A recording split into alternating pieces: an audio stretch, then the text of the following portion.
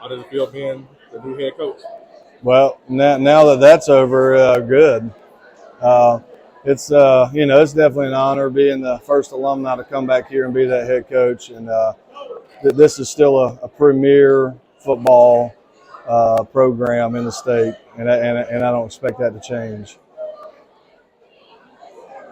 Stuart, as someone who knows how to win championships, as a quarterback, as an OC, you obviously know what it takes to get the job done here, but it's a pretty daunting task following this guy, isn't it? Yeah, you don't ever want to be the guy to follow the guy, but I also know that I'm only as good as those people that are on that field and the people I'm surrounded by, and they're here, and so I don't worry about that. I think if we do things the right way that we're capable of, we get them prepared. The talent, it's here. It's going to be fine. How great is this game for you? I don't know. I never saw it happening like this. I tried to envision it, but I couldn't see it. I didn't ever think I would come back here, honestly. And just really the last year, it's been magical. To repeat, and you made the statement that you got to go back down to the valley. Yeah. How important is it to get that message across to these guys? Yeah, I think maybe in 21, some of them tried to stay up on that mountaintop a little bit too long and take a view, and I don't think they really understand that view at the mountaintop only lasts for just a minute. You know, we get to the mountaintop just to see it, and then we got to come back down because everybody else is down there, and that's where they're working and building their program. And we got to stop back. We got to start back at the bottom and rebuild this. Because it's going to be a different team, and so there's guys that we got to kind of put in the fire and see what they're going to be capable of. Yeah, it'll be a vastly different team.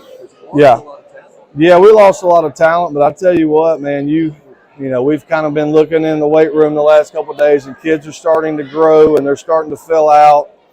One thing I know, there's athletes in Northeast Birmingham. There have been for the last 15, 20 years, and then that hadn't changed.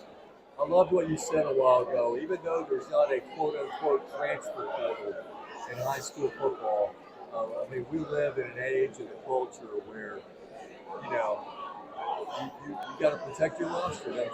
Yeah, you do, and it's only getting worse. But I also think winning helps protect that as well. And so that's kind of my challenge to these guys is you've built something. Something's been built. You've been a part of building this, and you need to protect that. Don't let other people come in here and influence you and promise you things, and that grass isn't always greener. We all know that. But what we have special, and I think they want to continue to build on that as well. After it became official a little while ago, what was the drive back here like? What'd you listen to? What'd you do? What were you thinking? Well, I was actually in my office. I didn't see it. Somebody texted me, and I was actually I was a day behind in my Bible reading plan, so I was catching up on that. What were you reading? Genesis. I'm in Genesis. It was about Jacob and his wives. So, go ahead.